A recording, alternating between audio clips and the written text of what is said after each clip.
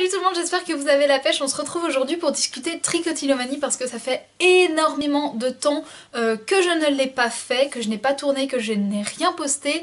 Et comme vous pouvez le voir, il y a eu énormément de changements dans ma vie, autant physiquement que mentalement. Donc il me paraissait important et intéressant de vous en parler.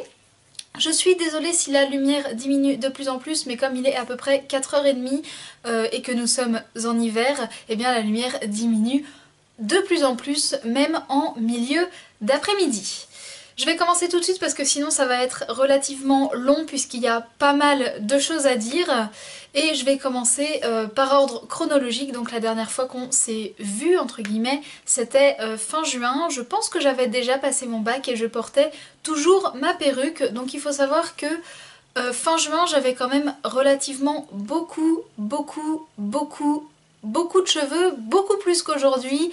Non seulement ils étaient plus longs, mais ils étaient aussi plus épais parce que j'en arrachais presque plus du tout. J'étais en cours, il y a eu le bac, mais comme j'étais vraiment très occupée, eh ben j'en arrachais pas du tout.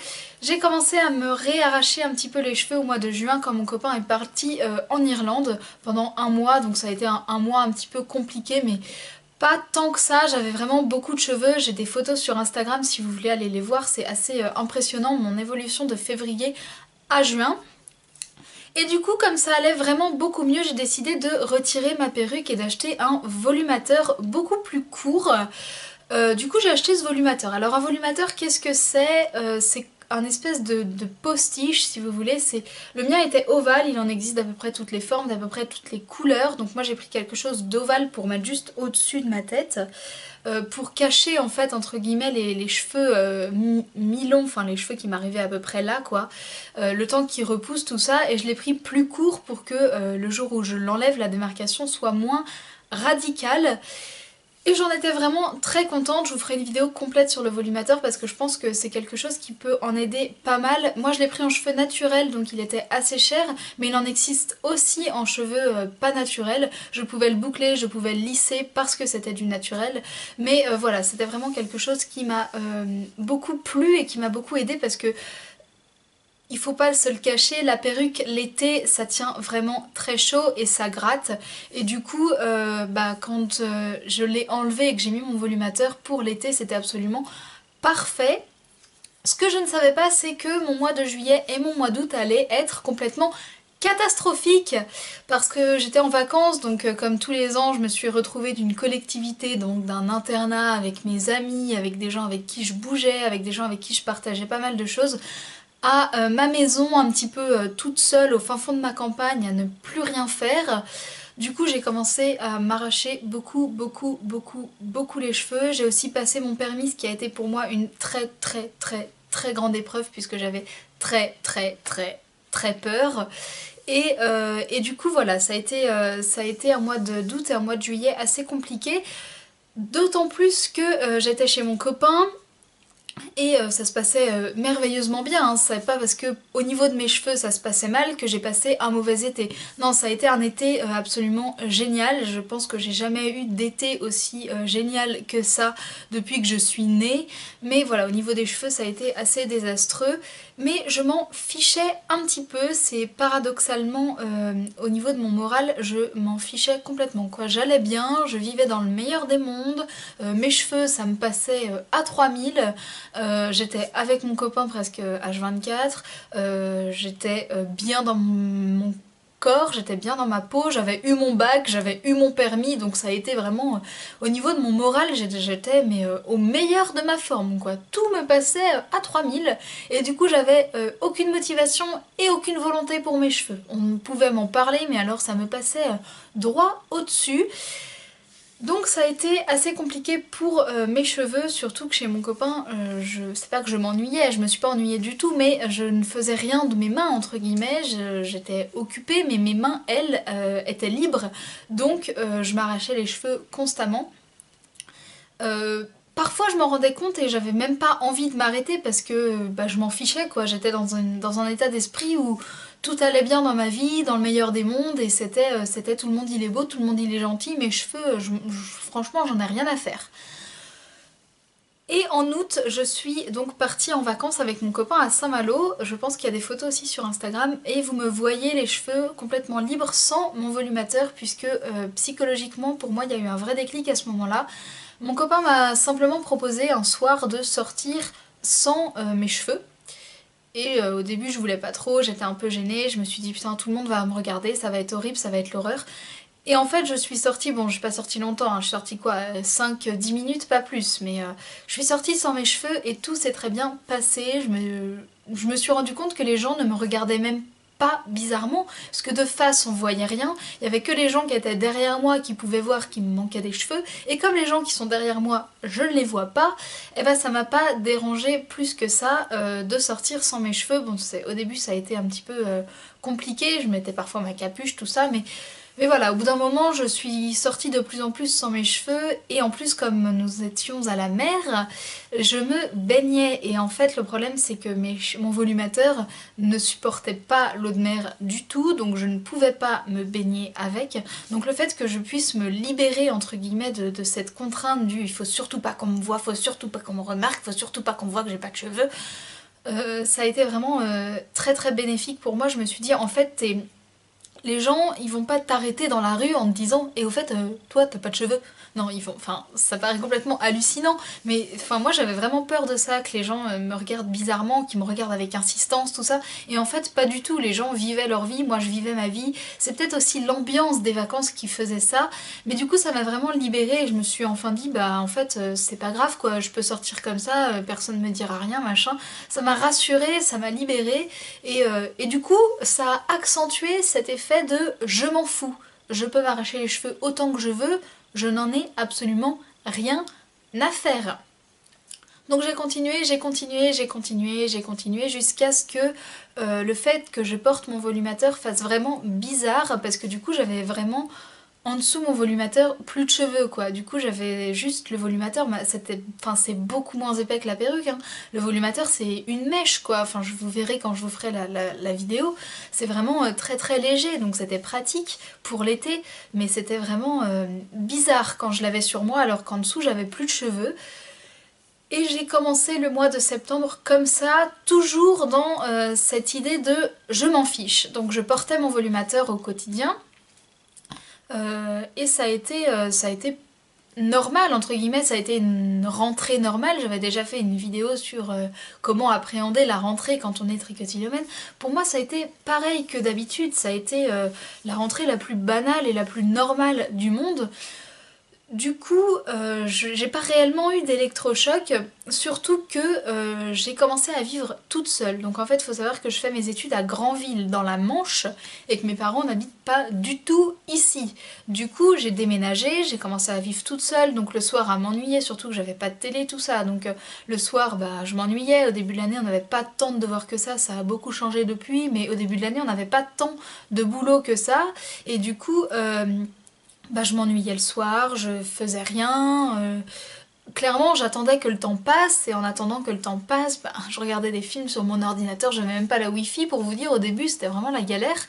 Du coup c'est vrai que bah, ça m'aidait pas réellement à arrêter de m'arracher les cheveux, j'étais toute seule et je m'ennuyais à peu près 24 heures sur 24. Donc, à part quand j'étais en cours, mais même quand j'étais en cours, je me rendais compte que je m'arrachais les cheveux parfois. Donc je me suis arraché les cheveux encore et encore, jusqu'au mois d'octobre où j'ai dit va peut-être falloir s'arrêter au bout d'un moment parce que ça va plus du tout, j'ai plus envie de ça et je pensais de plus en plus à me couper les cheveux courts. Et donc au mois d'octobre j'ai vraiment commencé à réfléchir sur mes cheveux et ma coupe de cheveux. Je me suis dit si je me coupe les cheveux à ras entre guillemets, ça ira mieux. Je pense que j'arrêterai de me les arracher parce que je ne pourrais plus simplement les attraper.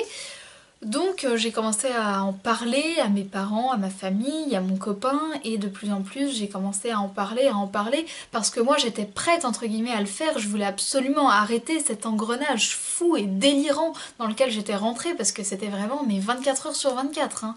Mes cheveux, je pouvais les ramasser par poignée, je sais même pas comment est-ce qu'il y en avait encore sur ma tête. Pour moi, je sais même pas comment j'ai fait pour pas arracher des poignets quoi, c'était vraiment, c'était délirant. À la fin j'arrachais mes cheveux comme si tout était normal et comme si tout le monde faisait ça et c'était, même moi je me suis choquée à les arracher comme ça. Du coup, en octobre, j'ai commencé à me demander et à me dire que j'allais les couper. J'ai commencé à en parler, mon copain était pas trop d'accord et plus je lui en parlais, plus il me disait oui, oui, oui, va te couper les cheveux, c'est bon, je suis prêt, tu peux le faire, machin, parce que faut savoir que si vous êtes prêt pour les gens qui vous entourent, c'est pas toujours facile de vous voir changer. Et du coup j'ai commencé un petit peu toutes mes manies entre guillemets, je mettais un bonnet, je me suis mis des faux ongles pour pas les arracher, toutes mes petites astuces que je vous ai déjà expliquées dans les solutions contre la trichotillomanie, j'ai commencé à les réemployer de plus en plus et à laisser mes cheveux repousser, donc ça a bien fonctionné. Et au mois de novembre il me semble, j'ai été me faire couper les cheveux, là aussi il y a des photos sur Instagram. Et c'est là que ça a commencé à être très compliqué puisque du coup j'ai remis ma perruque pour aller en cours, tout simplement pour pas que ça se voie et très honnêtement personne ne l'a remarqué. J'ai remis ma perruque chez mon copain et j'ai enlevé ma perruque chez moi. Donc en fait chez moi je ne portais plus rien, j'avais juste mes cheveux comme ils sont là et partout ailleurs j'avais ma perruque. Donc pour moi ça a été un choc assez important de me dire j'ai remis ma perruque alors que je l'avais complètement bannie et que pour moi c'était de l'histoire ancienne. Mais bon, il a fallu relever la tête, comme je dis souvent. Et encore une fois, je pense que c'est ça qui m'a beaucoup aidé puisque du coup, je n'avais plus accès à mes cheveux et comme ils étaient vraiment courts, eh bien, je ne pouvais plus les arracher. Donc ils ont commencé à repousser un petit peu plus, puis encore un petit peu plus. Et vers le mi-décembre, ils ont commencé à être assez longs pour que je puisse les attraper. Et donc, machinalement, j'ai recommencer à m'arracher les cheveux. Donc ça a vraiment été assez compliqué. J'ai aussi depuis septembre arrêté totalement l'activité physique puisque j'ai plus le temps tout simplement, j'ai pas l'espace chez moi et puis j'ai plus le temps parce que je pars de chez moi, il est 7h30, je rentre, il est 18h30, après faut faire le linge, après faut faire à manger, après faut faire ci, après faut faire ça. Donc voilà, j'ai pas le temps et puis j'ai pas non plus l'envie, je suis fatiguée quand je rentre. Du coup voilà, ça a été un peu un engrenage. Et au mois de décembre, j'ai commencé à réarracher mes cheveux. Je suis désolée si le plan a changé, j'ai eu un petit problème de batterie, je crois que je vais jamais réussir à la terminer cette vidéo. Du coup, je disais que en décembre, j'ai commencé à me réarracher les cheveux assez intensivement et ça a été assez dur psychologiquement puisque j'ai réussi à aller jusqu'à Noël en ayant des espèces de délire bizarre. J'avais vraiment peur qu'on me regarde, je ne sortais plus dans la rue sans bonnet, je ne sortais plus dans la rue sans capuche, j'en suis même arrivée à Noël à mettre du fard à paupières dans mes cheveux pour cacher vraiment les trous qu'il y avait. Et du coup, c'était assez dur psychologiquement et moralement. Donc voilà, c'était assez compliqué, mais je me suis dit, y a pas, faut vraiment que tu y arrives, faut vraiment que tu surmontes ça. Tu vas pas te recouper les cheveux parce que ça me plaisait pas forcément, les cheveux que j'avais. Bah voilà quoi, j'en étais arrivée à un tel point où j'avais plus le choix, il fallait vraiment que j'arrête. Donc j'ai essayé encore, malheureusement ça n'a pas fonctionné, j'ai continué de m'arracher les cheveux autant qu'avant et ça a été assez dur.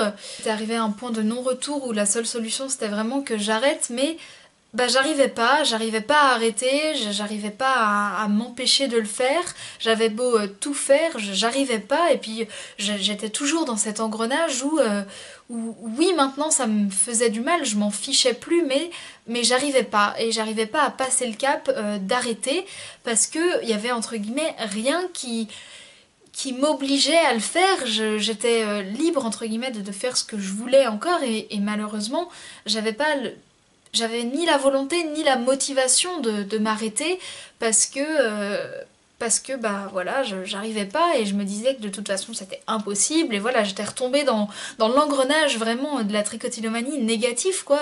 On se dit que c'est impossible, du coup on fait pas d'efforts, comme on fait pas d'efforts on n'est pas motivé, comme on n'est pas motivé on trouve plus la volonté, comme on trouve plus la volonté on fait plus attention, comme on fait plus attention on se dit que c'est impossible, voilà du coup c'est tout un engrenage qui fait que bah je m'en fichais, enfin c'est pas que je m'en fichais mais vraiment j'y arrivais pas quoi, du coup c'était devenu normal et je recommençais à m'en ficher complètement quoi. Je me suis dit bon bah tant pis, je m'arrache les cheveux, je m'arracherai les cheveux toute ma vie et puis ce sera comme ça, point. Et puis il y a à peu près une semaine et demie, j'ai eu le déclic, donc je vais pas m'étaler trop là-dessus parce que c'est ma vie et j'ai pas non plus envie d'étaler toute ma vie, mais voilà, j'ai entre guillemets eu le déclic et depuis ça va beaucoup mieux. Je dis pas que j'ai arrêté la trichotillomanie complètement, je dis juste que ça va beaucoup mieux, que je fais plus attention à ce que je fais et que j'ai plus envie de m'arracher les cheveux, je ressens plus ce besoin. Je le fais machinalement quand je m'en rends pas compte, mais je m'en rends très vite compte et j'ai vraiment le dégoût pour ça. J'ai plus envie de m'arracher les cheveux, je ressens plus le besoin de m'arracher les cheveux et surtout ça me dégoûte. En fait, ça me dégoûte et je me dégoûte quand je le fais. Du coup, bah j'arrête. Ça fait du bien de se dire que, bah voilà, on peut aussi avoir un déclic un jour et franchement, j'y croyais pas du tout. Ils étaient plusieurs, notamment ma maman m'avait souvent dit tu verras un jour t'arrêteras, t'auras le déclic, patati patata. Et moi ça me passait vraiment au-dessus, je me disais mais n'importe quoi, enfin ça fonctionne pas comme ça quoi. C'est pas un déclic un jour qui va dire tiens au fait aujourd'hui j'arrête de m'arracher les cheveux. Non c'est pas ça, c'est plus profond que ça entre guillemets. Je peux pas, enfin on peut pas se lever le matin en se disant tiens aujourd'hui j'arrête de m'arracher les cheveux. C'est juste pas possible, on est au courant de ça, on le sait quand on est tricotillomane, on sait que c'est en nous, on sait qu'on peut pas s'arrêter comme ça. Alors je dis pas que j'ai arrêté totalement comme je le disais parce que c'est pas vrai du tout, mais voilà, j'ai eu cette espèce de déclic qui a fait que bah, je le fais beaucoup moins, je m'en rends plus compte et j'ai vraiment plus du tout envie de le faire. Du coup, bah je le fais pas et du coup ça me libère aussi. Cette répétition de du coup était vraiment trop présente. Donc voilà, j'espère que ça va durer et j'espère que je m'en sortirai. Je dis pas non plus que je m'en sortirai et que je vais arrêter de m'arracher les cheveux et que je m'arracherai plus jamais les cheveux. Je dis pas ça, je dis juste que aujourd'hui je le fais moins, pourvu que ça dure, je croise les doigts, ça fait à peu près 9-10 mois que ça n'allait plus du tout, que j'étais rentrée dans un engrenage malsain, dans un engrenage où vraiment j'avais plus de volonté, j'avais plus de motivation et j'ai l'impression que ça va mieux. Du coup je voulais vraiment vous dire que si le déclic entre guillemets peut arriver, vous pouvez arrêter et je ne le dirai jamais assez, on peut arrêter. C'est pas facile, ça demande du temps, ça demande de la motivation, ça demande des réussites, ça demande des défaites, ça demande des petites victoires entre guillemets, ça demande tout un tas de choses, la rémission, mais c'est possible. Et je dis pas non plus qu'il faut attendre le déclic pour faire quelque chose. Je dis pas que d'un seul coup, un jour, vous allez vous dire tiens, aujourd'hui, j'arrête. Je dis juste que le déclic est possible. Ça se trouve, vous l'aurez jamais.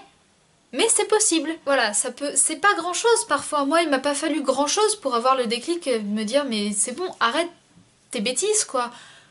Non, il a fallu quoi? En une demi-heure, j'ai pris conscience de quelque chose et je me suis dit stop, maintenant faut arrêter parce que c'est en train de te détruire et c'est en train de détruire tout ce que t'as construit entre guillemets jusqu'à maintenant. Et c'est vraiment ce qui m'a poussé à faire cette vidéo aujourd'hui. Pas non plus qu'il faut attendre le déclic pour essayer d'arrêter, il faut toujours se battre, il faut toujours y croire et il faut toujours avoir la motivation. Mais voilà, je pense que pour certains, avoir le déclic, c'est peut-être la solution. Et du coup, enfin, je peux pas vous dire comment vous pouvez avoir le déclic. Je vais pas non plus vous raconter comment pour moi ça s'est passé parce que ça reste quelque chose d'assez personnel. Tout ce que je peux vous dire, c'est que ça peut arriver, qu'il faut pas perdre espoir, mais qu'il faut pas attendre ce déclic pour se battre. Je voulais aussi vous dire que j'espère reprendre un petit peu les vidéos, mais que ça va être assez compliqué puisque j'ai cours et que mes cours me prennent énormément de temps. Donc je vais essayer de caler dans mon planning une petite vidéo par-ci par-là. Je vous dis pas que ce sera régulier, je vous dis pas que ce sera très intéressant, mais voilà, j'ai envie de reprendre ça parce que ça me permet aussi de m'évader, aussi de penser à autre chose qu'à mes cours, et ça me fait aussi énormément de bien d'en parler et je le remarque depuis que j'ai commencé à tourner, je me sens aussi libérée de tout ça parce que à part à vous, eh ben j'en parle pas du tout de ma trichotillomanie et ça me libère aussi énormément. Voilà, sur ce je vous dis à bientôt pour une prochaine vidéo, ciao!